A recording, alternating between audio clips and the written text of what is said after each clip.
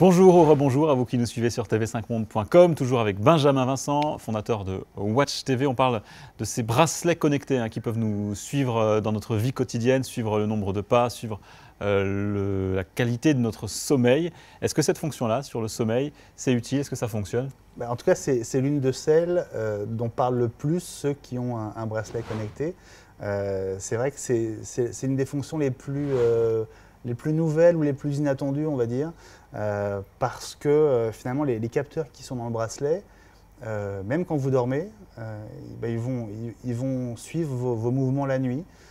Et grâce à des données qui sont assez insignifiantes, le fait d'être complètement immobile ou de bouger très légèrement, de se retourner, etc., ça suffit à dégager une tendance, à déterminer quelles sont les phases de sommeil profond et de sommeil plus léger. Et donc, quand il est question de se réveiller, le bracelet va affiner l'heure du réveil de quelques minutes en plus ou en moins pour vous réveiller à un moment où ce sera plus facile. Donc, c'est une des fonctions qui sert le plus visiblement à ceux qui ont un bracelet. C'est sans doute celle qui est la moins lassante comparée à celle où le nombre de pas, on regarde ça peut-être les 15 premiers jours et puis après au bout d'un moment on arrête de comparer, non? Ah, ça dépend, je crois. Je crois qu'il y a ceux qui essayent un bracelet et qui vont effectivement jouer avec quelques jours et puis qui vont passer à autre chose.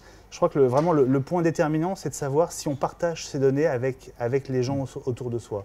L'aspect émulation, l'émulation collective est hyper importante. Alors, pour être concret là-dessus, ça veut dire qu'on connecte son bracelet via le smartphone à Facebook, à Twitter par exemple, et que les données du nombre de pas faits dans la journée sont publiées sur son compte Twitter. Exactement. Son compte Facebook, ce qui veut dire que tout le monde sait combien de temps on a dormi la nuit précédente, etc. Voilà. Alors c'est peut-être moins vrai pour le sommeil, mais en tout cas pour l'activité physique pure, si on a dans son réseau d'amis des gens qui ont aussi un bracelet, il peut y avoir une sorte de jeu à faire davantage que les copains.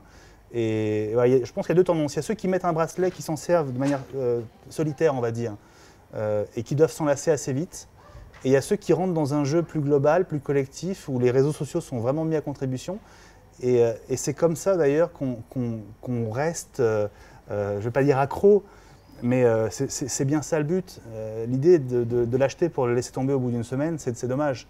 Si on en met un, il faut l'adopter, il faut le garder.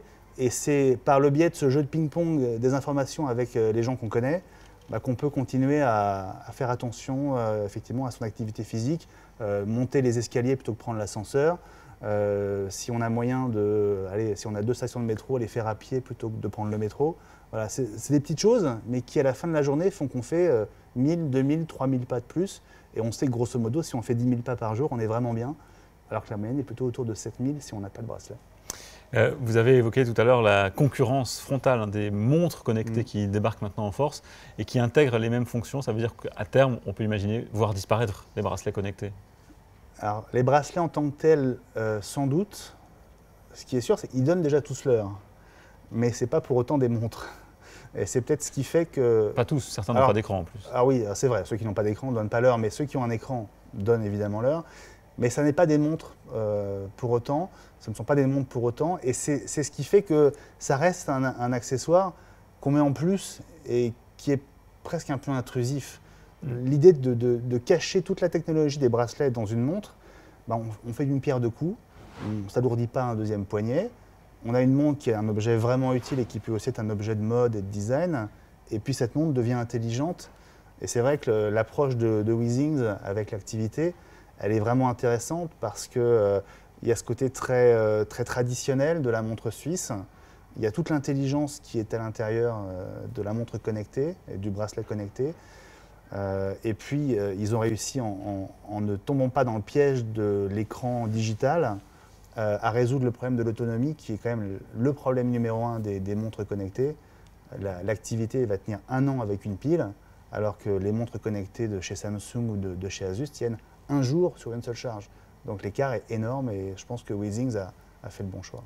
Est-ce qu'il faut conseiller, est-ce que vous conseilleriez aux horlogers suisses par exemple de se mettre aussi à la mode connectée? Alors tout le monde leur dit depuis longtemps, depuis qu'on a commencé à parler de ce projet de montre chez Apple, ça fait quand même au moins 2 ans, il y a plein de signaux qui ont été envoyés vers la Suisse, vers les grands horlogers Et on se retrouve face à une industrie qui est une industrie traditionnelle, qui existe depuis des dizaines d'années, qui a du mal à envisager une révolution culturelle comme celle de la montre connectée. Et il a fallu attendre qu'Apple vienne débaucher des talents en Suisse pour que les horlogers se mettent vraiment à se poser la question. Donc c'est évident qu'ils vont tous arriver avec des solutions, mais il y a un tel décalage entre le moment où on décide de s'y mettre et le moment où le produit est prêt que voilà, ils ne seront pas là les premiers. Merci beaucoup Benjamin Vincent d'avoir été l'invité du JT des Nouvelles Techno sur TV5 Monde.